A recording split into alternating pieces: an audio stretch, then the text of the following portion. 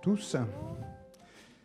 Alors, on a prévu ce matin donc, de vous présenter donc, une nouvelle application qui a été mise en place déjà en 2016, qui s'appelait donc l'application Immobilier.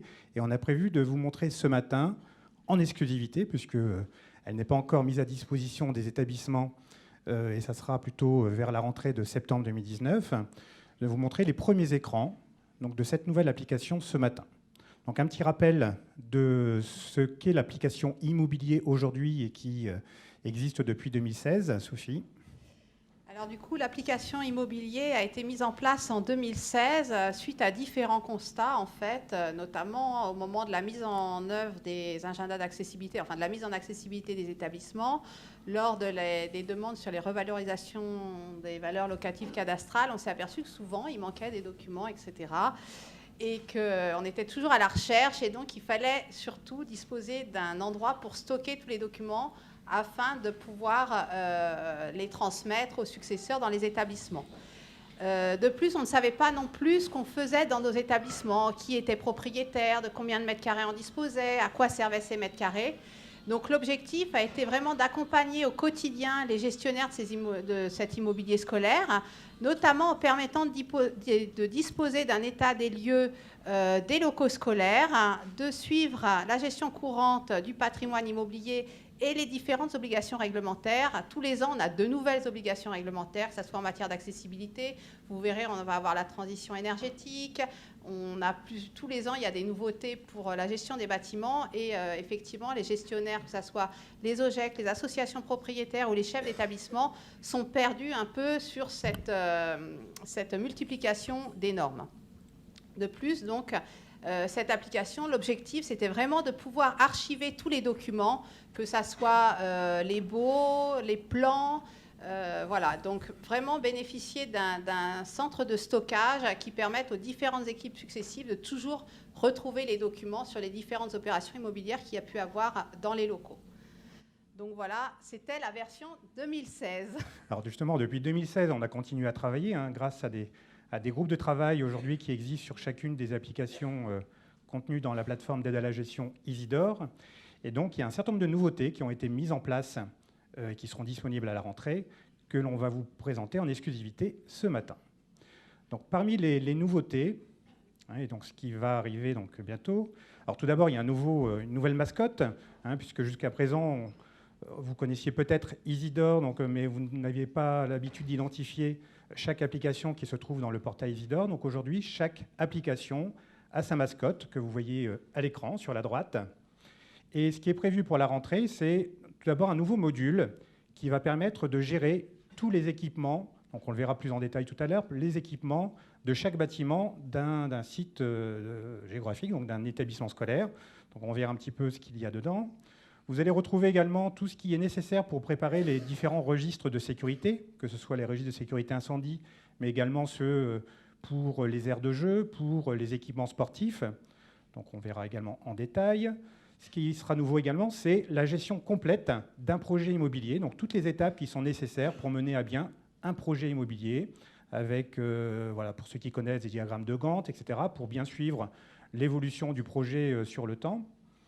Enfin, une base documentaire complète de l'immobilier d'un établissement, donc la possibilité d'avoir une base de référence, une base de documentaire de référence pour avoir des informations sur tel ou tel sujet. Et enfin, puisque comme l'application s'est bien enrichie, il a fallu revoir un petit peu l'ergonomie de cette application, qui est devenue très complète. Et donc, ce qu'on vous propose ce matin, c'est de voir justement cette nouvelle ergonomie et les nouveaux modules qui ont été ajoutés. Alors, pour l'instant, le déploiement de cette application, évidemment, n'a pas commencé. Donc, on va le faire progressivement. Et pour nous aider à présenter cette application dans l'établissement, on a prévu une petite animation pédagogique, ludique, pour aider les établissements à savoir ce qu'est EasyBati et ce qu'elle peut lui apporter dans son quotidien. Donc, on vous propose de voir déjà ce premier support que vous allez pouvoir utiliser dans vos régions, évidemment. Dans une école, la gestion des locaux, c'est très important. C'est l'un des piliers du projet éducatif. Pour le chef d'établissement, l'OGEC ou le propriétaire, c'est une grosse responsabilité qui demande des compétences parfois pointues. Vous le savez bien, Il faut à la fois assurer l'entretien et la gestion des locaux existants et prévoir des rénovations ou des constructions. Et il faut le faire en respectant les réglementations qui évoluent sans cesse. Heureusement, Isidore est là pour vous aider. Avec l'appli EasyBati, tout va devenir plus simple et plus facile. EasyBati va vous permettre d'accéder à un état des lieux complet de vos locaux, de vous informer sur l'évolution des réglementations et leur application, de gérer en ligne vos obligations réglementaires, de bénéficier d'un système de notification sur les échéances à venir, d'archiver les documents et l'historique des réalisations. Et oui, l'application EasyBati procure un gain de temps, d'efficacité et de sécurité considérable qui vous permettra de vous concentrer plus sereinement sur vos missions de gestion. Merci Isidore.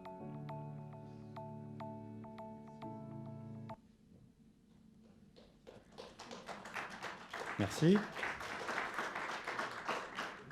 Voilà, donc là c'est une petite animation, hein, j'avais prévenu, assez ludique, assez simple, hein, qui permet au chef d'établissement, au président d'OGEC, de savoir à quoi peut lui servir cette application EasyBati, hein, qui a été mis en œuvre avec le GTLS, hein, le groupe technique dédié aux locaux scolaires. Ce que l'on va voir également dans cette application, donc vous découvrez le premier écran, hein, qui est l'écran d'accueil que vous allez pouvoir trouver en rentrant sur EasyBati. C'est un centre de ressources qui mettra en évidence tout de suite les nouveautés, donc nouveautés réglementaires. Hein, donc on en voit quelques-unes à l'écran. Hein, donc les nouvelles réglementations en la matière, donc au niveau de l'immobilier, mais également donc les nouveautés au niveau d'Isidore. Donc à chaque fois que nous allons ajouter des nouvelles fonctionnalités dans l'outil, d'un premier coup d'œil, vous verrez donc justement ces nouvelles fonctionnalités et on vous expliquera comment les utiliser. Hein, donc vous avez un système de tutoriel également, donc des vidéos qui vous expliqueront comment on utilise les nouveautés qui sont intégrées dans Isidore.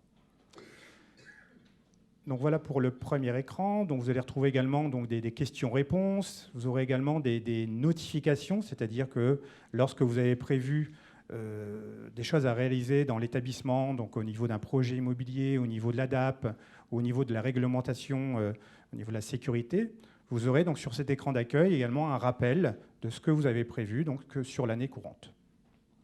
Voilà, ça c'est le premier écran. Alors notamment justement au niveau des actualités, je crois que Sophie, tu voulais faire un focus. Je vais en profiter pour faire un focus sur les actualités en cours. Donc vous allez voir que dans la nouvelle application Isidore, chaque actualité qui actuellement est mise en ligne sur le site de l'AFNOGEC sera affichée en page d'accueil.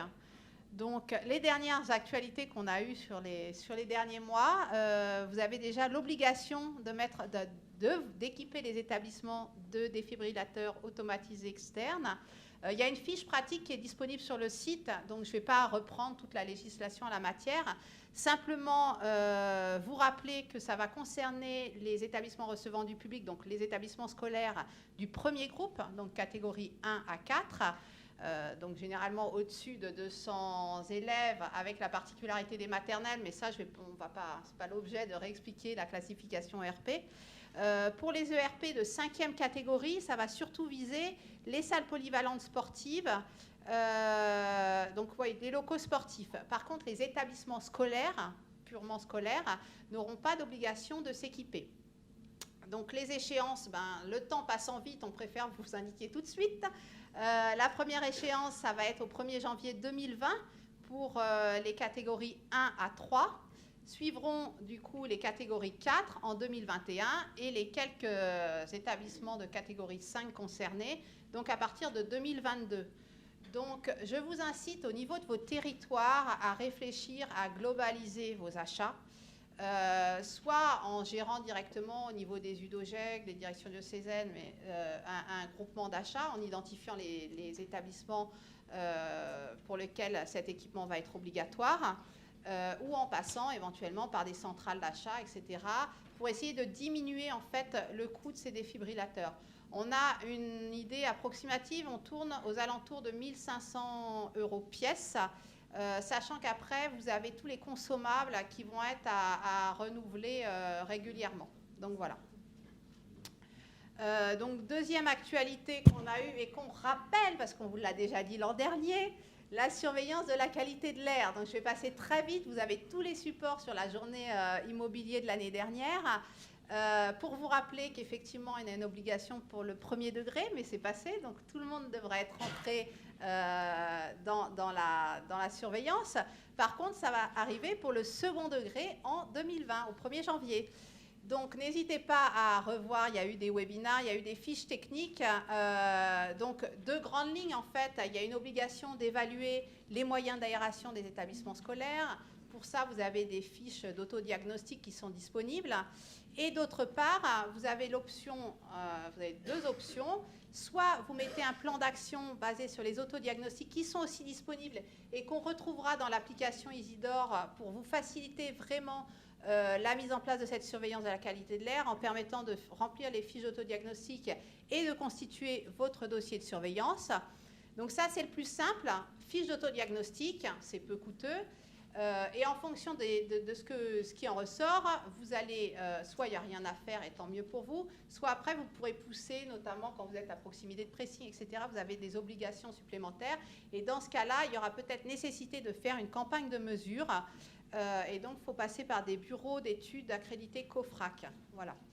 Donc, surveillance de la qualité de l'air, juste vous rappeler que c'est encore une chose à faire dans nos établissements. Troisième point, donc ça c'est un peu nouveau, il y a un peu de temps, mais comme vous verrez, pour l'accessibilité, on se disait qu'on avait le temps, et puis on est arrivé en 2015 et on n'était pas à l'heure. Donc il y a eu des assouplissements, on a reporté, mais les performances énergétiques, on va se retrouver un peu dans la même problématique. Donc vous avez la loi de 2015 pour la transition énergétique et la croissance verte. Il y a eu des décrets d'application qui ont suivi, qui ont été annulés. Voilà, ça a été un peu compliqué pendant un an. On ne savait pas à quelle sauce on allait être mangé, voilà, quelles allaient être nos obligations. Vous avez la loi Elan qui vient d'être publiée, qui a été publiée l'année dernière, donc en novembre 2018, qui trace les obligations d'amélioration de performance énergétique et surtout qui fixe les obligations de réduction des consommations d'énergie et notamment avec une obligation de réduire de 40% nos consommations d'énergie en 2030, 50% en 2040 et 60% en 2050 par rapport à 2010. Donc là, on attend les décrets tertiaires qui vont être publiés, je suppose, mais voilà, je ne suis pas dans les instances, à la rentrée de septembre. Logiquement, tous les établissements scolaires ne seront pas concernés, notamment, comme on le voyait sur le décret de la loi précédente, les établissements de plus de 2000 m². Alors là, c'était en surface utile. Est-ce que ça va rester en surface utile, etc., ou en surface plancher? Voilà. On attend de voir les décrets d'application, savoir si tous les établissements vont être concernés ou simplement les plus gros. De toute façon, on communiquera et d'ici là, Isidore sera là et vous notifiera la nouvelle législation applicable. Voilà, et juste un rappel, parce qu'on l'a déjà dit l'année dernière, pour les départements concernés par le radon, les DTA ont été faits grosso modo en 2006-2007. On en a parlé l'année dernière, on arrive à l'échéance des 10 ans. Voilà, regardez, savoir si vous êtes concerné par le diagnostic amiante qui du coup est à refaire si vous les avez faits en temps utile à l'époque, 2007. Voilà. Oui, radon, excusez-moi, oui, on est sur le radon. Pardon. Donc le radon, vous êtes de nouveau en renouvellement des diagnostics. Donc vous voyez si votre département, ou maintenant c'est par commune, est concerné. Mais je vous renvoie à l'actualité de l'année dernière et on passe aux nouveautés. Voilà, on referme la parenthèse sur l'actualité réglementaire. On poursuit la présentation. Donc, ce que vous avez trouvé également donc, sur la nouvelle version d'EasyBati, c'est ce petit personnage qui sera présent en bas à gauche de chaque page et qui vous permettra en fait d'accéder à la documentation de l'outil, de faire appel à l'assistance, par exemple, si vous êtes coincé, vous ne savez pas comment procéder, de suivre un petit peu vos demandes d'assistance, de trouver un conseiller Isidore sur votre territoire. Donc voilà, c'est ce petit assistant personnel qui apparaîtra en bas de chaque page d'EasyBati et que vous pourrez évidemment solliciter à n'importe quel moment. Comme je vous l'ai dit tout à l'heure, donc avec le fait que l'on ait complété cette application a dû nous obliger à repenser un peu la navigation, faire en sorte que ça soit encore plus intuitif. Et on a donc réparti donc, les nouvelles fonctionnalités d'EasyBati en 4 blocs, en 4 blocs de fonctionnalités. Donc un premier bloc qui est l'état des lieux, où vous allez pouvoir faire un état des lieux complet de votre établissement scolaire, donc un bloc qui est plutôt dédié à la sécurité des bâtiments, un troisième sur l'accessibilité des locaux, et enfin un quatrième qui est nouveau, qui est donc axé plutôt sur l'état d'avancement des projets immobiliers dans vos établissements. Donc on va passer en revue ces différents blocs pour voir ce qu'il y a de nouveau. Le premier, donc l'état des lieux, on a toujours donc, la possibilité donc, de recenser l'état des lieux complet de l'immobilier d'établissement, donc en identifiant les différents terrains, les sites géographiques, les bâtiments, éventuellement les étages. On a toujours la possibilité pour chaque élément de la structure immobilière de déterminer qui sont les propriétaires, donc ça on a toujours cette possibilité, heureusement, de décrire les surfaces, donc ça existait déjà dans l'application immobilier. En revanche, ce qui est nouveau, c'est la possibilité de détailler tous les équipements de chaque bâtiment, donc d'indiquer combien on a d'extincteurs, à quel endroit ils se trouvent, quelles sont les références, quelle est l'obligation par rapport au contrôle des extincteurs, quelle est la périodicité de contrôle, etc. etc. Donc ça, on l'a fait pour tous les équipements d'un établissement scolaire. Donc Sophie peut nous décrire. Voilà.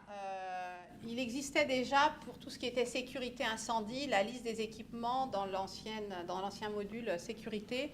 Là, on a essayé vraiment d'élargir, notamment pour vous accompagner dans la mise en place des différents registres, que ce soit le registre de sécurité incendie, le registre des aires de jeu ou le registre des équipements sportifs. Donc, on a essayé de balayer tous les équipements des établissements. Donc, vous allez avoir tous les moyens de secours, les installations électriques, les installations gaz, tout ce qui est installation thermique, les différentes circulations et donc tout ce qui est équipement sportif et aire de jeu. Dans ces différents, donc vous pourrez les localiser, mettre à chaque fois quand vous avez eu des bureaux de contrôle qui sont passés, etc. Vous serez notifié aux différentes échéances. Les extincteurs, c'est tous les ans, mais l'ascenseur, c'est 5 ans, etc. Donc les établissements seront notifiés des échéances et ils pourront stocker à chaque fois les PV et commenter, je ne sais pas, il y a un extincteur qui ne fonctionne pas, donc pour l'instant on est en attente, et rentrer dans le détail, notamment en numérotant, en localisant les différents équipements. Et à terme, en fait, vous allez avoir tout le contenu des différents registres de sécurité qui sera disponible sur cette application avec possibilité de stocker tous les documents. Voilà. Donc voilà un aperçu de l'écran justement qui permet, donc qui sont vraiment très simples. Donc on a voulu vraiment faire en sorte que l'interface graphique soit épurée. Et donc vous voyez que c'est présenté différemment de l'application immobilier que vous connaissez peut-être. Donc voilà un petit peu comment ça va se présenter donc à partir de la rentrée. Ce qu'on a ajouté également, c'est la partie géolocalisation. Donc on a dit juste à l'instant qu'on allait pouvoir localiser les équipements sur les plans des bâtiments, donc savoir où se trouvent les différents extincteurs, la chaudière, etc. On pourra le faire évidemment aussi sur les différents sites et bâtiments de l'établissement. Donc vous aurez donc un module de géolocalisation qui sera donc intégré à l'outil et qui vous permettra de repérer et puis éventuellement d'illustrer les différents registres que vous devez préparer. Donc ça, vous allez pouvoir l'exporter et l'intégrer dans un registre quel qu'il soit. Donc ça, c'est une nouveauté également pour la rentrée. Donc ce que vous voyez, ce sont les locaux de la FNOGEC, donc 277 rue Saint-Jacques au niveau de l'enseignement catholique, et les locaux annexes, donc rue Henri Barbus, pour ceux qui connaissent. Donc voilà, on a voulu illustrer avec nos différents locaux. Vous allez toujours trouver donc, dans cette application EasyBati donc, une liste de vérifications donc, qui sont soit des réglementations obligatoires ou des bonnes pratiques en matière de gestion immobilière. Donc ce registre, ce référentiel de bonnes pratiques et d'obligations a été réactualisé, complété, et donc voilà, présenté un peu plus simplement qu'auparavant. Donc vous avez un chef d'établissement, un président d'OGEC, où le responsable de l'immobilier d'un établissement va pouvoir avoir sur la gauche l'ensemble des opérations qui doivent être réalisées dans son établissement, d'avoir un PPMS à jour, d'avoir les différents registres à jour. Et en fait, ça sert un petit peu de checklist. Et on indique si on a fait, si on n'a pas fait, si on est en cours, qui est le pilote dans l'établissement. On a également donc, des informations qui nous permettent de savoir comment on met en œuvre telle ou telle opération. Donc voilà, donc c'est vraiment une checklist simple et chaque établissement avance à son rythme. Le but, c'est de montrer tout ce qu'il y aurait à faire pour avoir une gestion immobilière parfaite dans un établissement. Et donc, vous voyez que pour chaque point, on vous a mis une information pour savoir en quoi consistaient vos obligations ou les bonnes pratiques. Voilà, donc vous aurez des petites illustrations, des informations sur chaque question qui vous est posée pour voir si effectivement vous vous conformez à ces obligations. C'est vrai qu'en matière de bâtiments scolaires, il y a beaucoup d'obligatoires et juste quelques bonnes pratiques. Donc, il faudrait que le référentiel soit ouvert quasiment. Donc voilà, donc vous aurez des aides pour savoir comment vous conformer à ces obligations. On poursuit. Donc, autre module qui est toujours présent dans EasyBâti. Donc là, c'est un peu nouveau. C'est une base documentaire alors, qui se trouvait auparavant sur le site de l'AFNOJEC et qui va maintenant être intégrée dans EasyDor, donc une base documentaire complète sur l'immobilier. Donc voilà un avant-goût un petit peu du sommaire de cette base documentaire, donc, sur laquelle vous allez pouvoir rechercher des informations.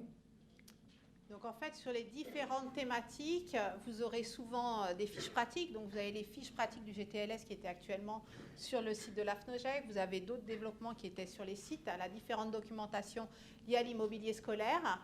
Et parallèlement, vous aurez tous les différents modèles nécessaires. Par exemple, quand on va parler des baux, vous aurez des modèles de baux amphithéotiques, etc. Tout à l'heure, on parlait de la qualité de l'air. Vous aurez toutes les grilles d'autodiagnostic disponibles. Donc vraiment pour vous accompagner au mieux dans la gestion quotidienne de votre immobilier et vraiment vous faciliter la compréhension de ces questions qui sont parfois un peu techniques quand on ne baigne pas dedans. Voilà. Ensuite, un autre module. Donc là, on passe au deuxième bloc. Donc là, on était sur le premier bloc état des lieux. On arrive sur le deuxième bloc sécurité des bâtiments. Donc là aussi, pas mal de nouveautés. Donc, puisque vous allez pouvoir maintenant enregistrer tous les contrôles de sécurité qui sont effectués au sein de votre établissement. Donc vous allez pouvoir historiser tous les contrôles de sécurité qui ont été effectués, mais également planifier et suivre les commissions de sécurité. Donc lorsqu'il y a des commissions de sécurité qui sont prévues dans l'établissement, on va pouvoir les enregistrer, vous aurez des alertes, et puis une fois que la commission de sécurité sera passée, vous allez pouvoir indiquer en fait tous les travaux qui doivent être réalisés pour lever un petit peu toutes les observations. Vous allez pouvoir enregistrer également donc, tout ce qui est exercice d'évacuation. Donc vraiment, ça vous permet d'avoir un historique de tout ce qui concerne la sécurité de vos bâtiments. Donc voilà, ça permettra aussi, on verra cet après-midi, lorsqu'il y aura deux commissions de sécurité et que la seconde repasse quelques années après, de s'apercevoir qu'on n'a pas levé les observations. Voilà, donc on démarre mal la commission de sécurité quand en fait on a laissé traîner des observations. C'est vrai qu'on n'a pas forcément obligation de fermer l'établissement, ce n'est pas l'objectif. Parfois il y avait quelques petits travaux à effectuer, on s'aperçoit 5 ans après qu'on ne l'a pas fait, donc l'établissement a continué à fonctionner. Donc voilà, ça vous permettra d'être notifié et de vous rappeler les différents travaux à effectuer. Voilà. Donc vous pourrez stocker vraiment un grand nombre de documents pour pouvoir vous y retrouver avec les années qui passent. Voilà aussi, comme tout à l'heure, un petit aperçu de ce que vous allez pouvoir enregistrer, donc les différents contrôles qui sont effectués, donc même les contrôles que vous effectuez, par exemple, sur les aires de jeu, sur les équipements sportifs, vous allez pouvoir les identifier dans cette partie pour avoir un historique et voir ce qu'il a éventuellement à réaliser. À chaque fois, vous avez donc la petite valisette sur la droite qui vous permet, par exemple, de déposer en fait, le PV, le compte-rendu, par exemple, d'un contrôle. Donc, vous allez pouvoir le déposer dans le coffre-fort de l'établissement. Typiquement, par exemple, pour les aires de jeu ou les équipements sportifs, on a parfois des contrôles mensuels ou trimestriels qui sont faits en interne de l'établissement. Donc, vous avez des grilles, des modèles de grilles qu'il faudra compléter, que vous pourrez stocker pour mettre à jour, en fait, vos différents registres. Alors, toujours sur la sécurité des bâtiments, donc tout à l'heure, on parlait des observations qui étaient réalisées lors des commissions de sécurité. Donc, évidemment, vous allez pouvoir enregistrer en détail toutes les observations qui ont été faites lors de la commission et, évidemment, suivre l'état d'avancement. Donc, vous aurez toujours, vous pourrez indiquer ce qui a été fait, ce qui n'a pas encore été fait, combien il reste d'observations à lever. Vous aurez des notifications, comme l'a dit Sophie tout à l'heure. Donc, vous aurez un module vraiment complet de pilotage de toutes les observations au niveau de la sécurité des bâtiments.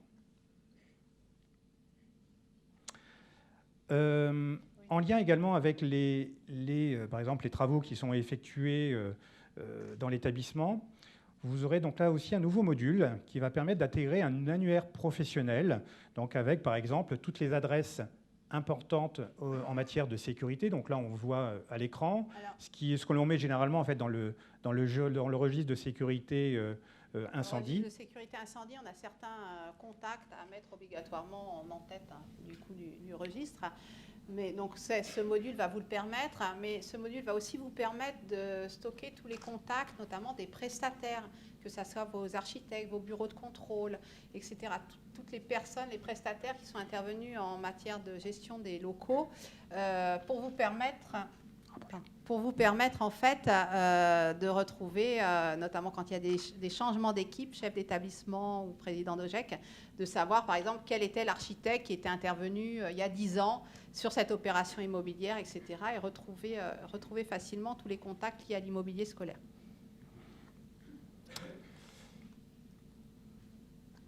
Autre nouveauté, évidemment, donc c'est vrai qu'on peut se dire à quoi ça sert de renseigner toutes ces informations, hein, notamment au niveau de l'état des lieux, au niveau de l'historique de la sécurité des bâtiments.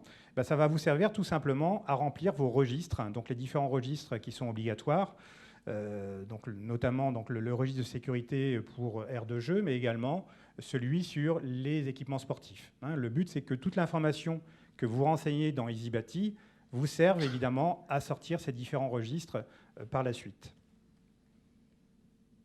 Voilà. Pour la rentrée septembre, vous aurez donc les deux registres sécurité des aires de jeu et équipements sportifs disponibles.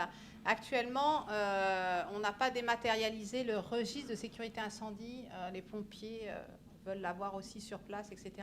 Par contre, on va aller dans cette mouvance de dématérialiser tous les documents. Donc, je pense que dans le courant d'année, on va étendre aussi au registre de sécurité incendie que vous pourrez avoir de disponible directement sur cette application. C'est vrai que ça fait partie de l'objectif notamment d'Isidore, hein, qui est essayer de surfer un petit peu sur cette transition numérique qui apporte quand même beaucoup de bienfaits à notre société. Donc l'idée, c'est vraiment de tout dématérialiser, de faire en sorte que les traitements que l'on fait habituellement, les process, soient de plus en plus fluides, en vous évitant de télécharger des documents, de les signer, de les remplir, etc. Donc on essaie de faire en sorte de fluidifier toutes ces opérations qui sont fastidieuses habituellement. Troisième module, hein, donc on en a vu deux pour l'instant. Le troisième, donc, c'est celui qui est consacré à l'accessibilité des locaux. Donc là, peu de changements. Donc on retrouve toujours la possibilité de détailler votre ADAP au niveau de l'outil et de réaliser votre registre public d'accessibilité. Donc ça, c'est toujours en place.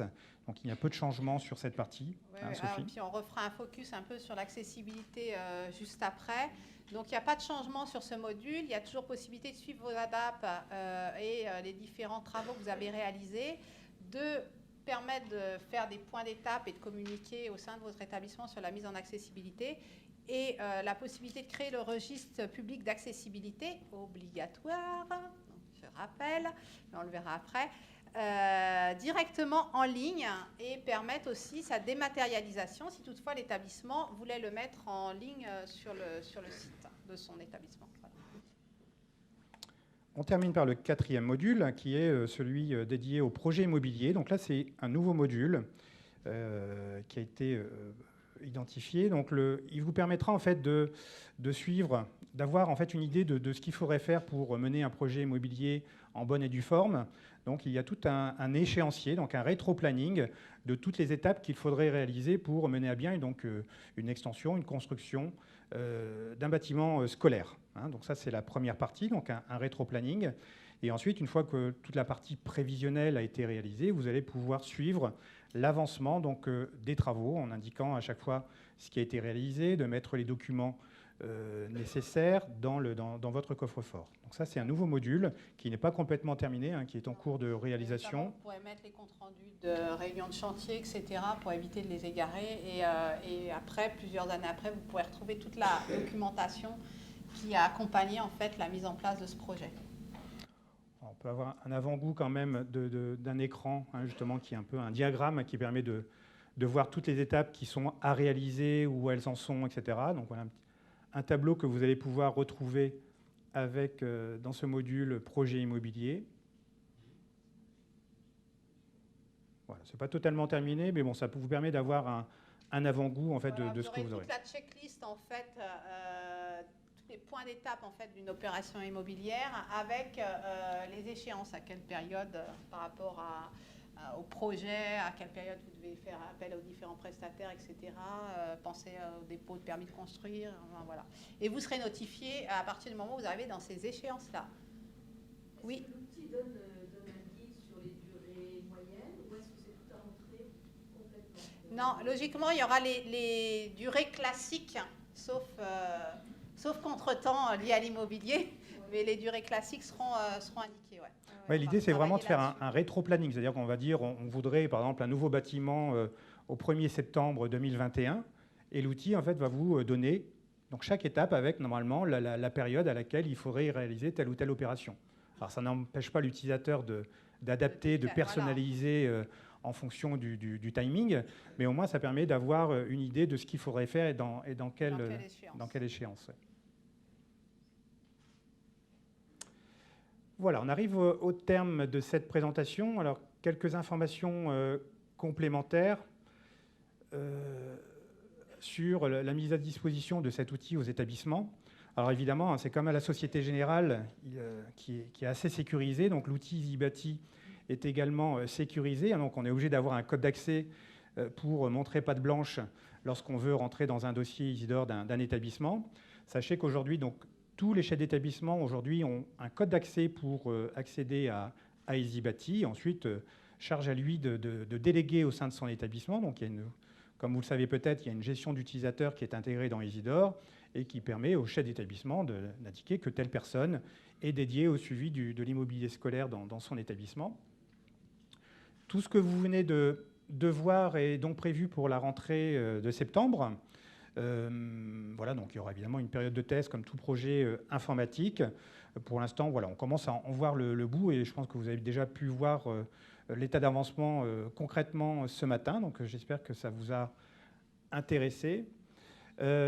Sachez également, peut-être Sophie, nous dire qu'il y a un nouveau groupe de travail qui vient d'être monté. Oui, alors en fait, depuis la création de l'outil, on était sollicité par les associations propriétaires, dont certains sont représentés aujourd'hui, pour avoir accès en fait à cet outil, ce qui est normal. Ils ont des données aussi, ils ont besoin de suivre leur immobilier scolaire.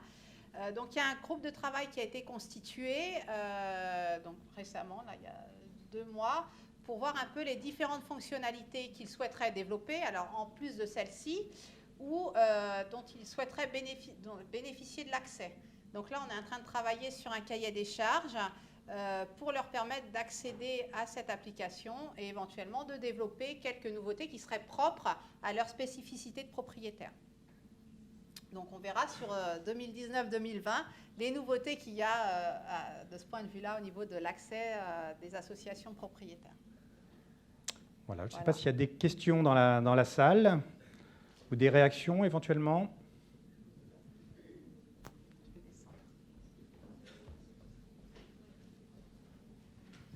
Oui, Yannick Morisset, président association propriétaire, 121 établissements. Aujourd'hui, le problème numéro 1 dans l'immobilier, c'est de faire prendre conscience aux OGEC, aux occupants, mais aussi aux propriétaires, qu'il faut faire l'état des lieux et donc les plans.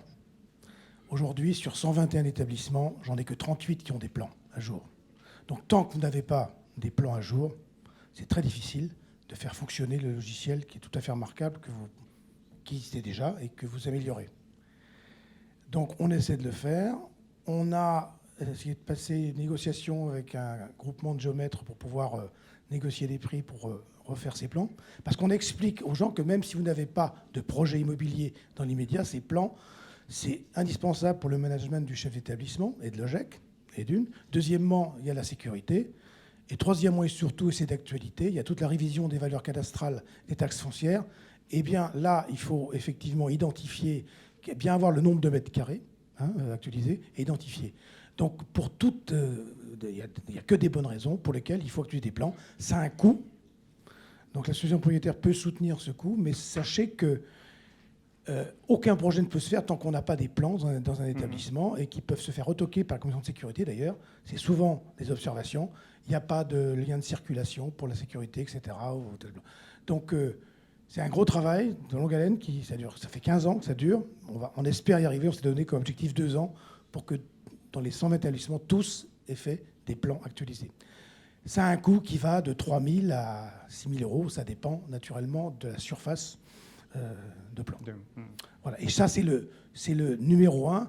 Et on essaie de mettre une note. On a fait une note pour faire prendre conscience que c'est la priorité humaine d'actualiser les plans d'un établissement aujourd'hui. Merci. Merci pour cet éclairage. Juste une précision, en fait, l'application, vous pouvez, dans un premier temps, décider de n'accéder qu'à l'état des lieux et demander à vos établissements de compléter l'état des lieux, ce qui vous permettra quand même d'avoir la base à votre travail et aux gestions d'immobilier. Et puis, les établissements qui voudront aller plus loin tout de suite pourront choisir 1, 2, 3 ou tous les modules. Mais effectivement, le préalable à une bonne gestion de l'immobilier, c'est de savoir où sont nos mètres carrés, ce qu'on en fait, et qui est propriétaire et comment s'organise le lien gestionnaire-propriétaire.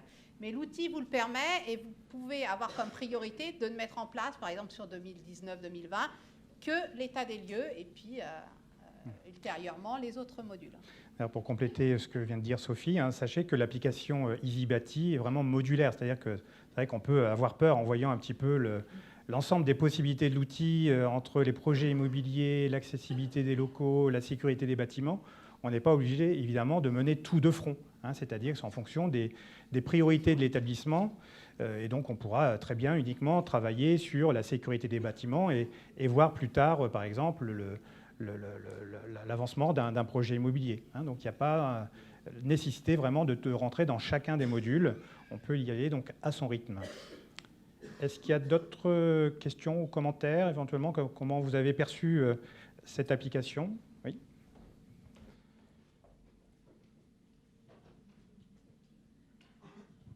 Juste, j'ai noté dans la présentation qu'il y avait la suppression des petites ampoules, étoiles, bleues, vert, jaune. Oui. C'est très bien. Alors voilà, ça fait partie... C'était le point compliqué de compréhension. Ouais, en fait, on a fait un gros travail grâce à des experts en la matière extérieure, donc sur l'ergonomie justement de l'outil. Donc j'espère que la nouvelle présentation vous séduira. Donc on a vraiment essayé de simplifier au maximum l'ensemble des écrans, essayer de moins être perturbé par des éléments extérieurs. Donc on est allé vite à l'essentiel, comme vous l'avez pu le voir, j'espère, sur ces écrans. Merci. Et sinon, moi, je voulais dire que je fonde beaucoup d'espoir dans votre application. Je la trouve très intéressante. Et vous parliez des plans. Il y a un point dont vous n'avez pas parlé, mais qui est, à mon avis, vraiment très intéressant pour la sauvegarde et la continuité des plans. C'est que vous pouvez stocker des plans en DWG et les lire quand même. C'est-à-dire que ça, c'est quelque chose de très intéressant. C'est-à-dire que vous allez pouvoir garder les plans techniques de vos archigéomètres et toujours les remettre ensuite à un autre prestataire qui pourra les utiliser sans problème. Mais vous pouvez quand même les utiliser et les lire. Ça, je trouve ça... merci pour cette précision, parce qu'on le savait pour les fichiers AutoCAD, qui sont des formats aussi utilisés par les... C'est celui-là. Ah, c'est celui-là, c'est le même. D'accord. DW, c'est l'extension du fichier. D'accord. C'est le même. Oui. Donc là, c'est en effet une caractéristique de l'outil, c'est-à-dire qu'il y a vous pouvez déposer n'importe quel type de fichier, évidemment bureautique, mais également des fichiers spécifiques au plan des bâtiments. Et donc, le EasyBati intègre une visionneuse de documents, c'est-à-dire que même si vous n'avez pas le logiciel utilisé par l'architecte, vous pouvez quand même toutefois le visualiser et même l'imprimer ou l'enregistrer au format PDF. C'est une particularité également de cet outil. Alors, je précise, comme on l'avait fait en 2015-16 au moment de la création de la première application, on est disponible pour vous aider à accompagner vos établissements dans la mise en place des outils. Alors moi, je parle d'EasyBati, mais je pense que je parle au nom de la FNOGEC pour l'ensemble des outils Isidore. Donc, si vous voulez le mettre en place sur un secteur géographique, au niveau d'une région, etc., n'hésitez vraiment pas à nous solliciter et c'est avec plaisir qu'on viendra dans vos territoires. Voilà. Bon, on en reste là si vous n'avez pas d'autres questions ou remarques. On vous remercie pour votre attention.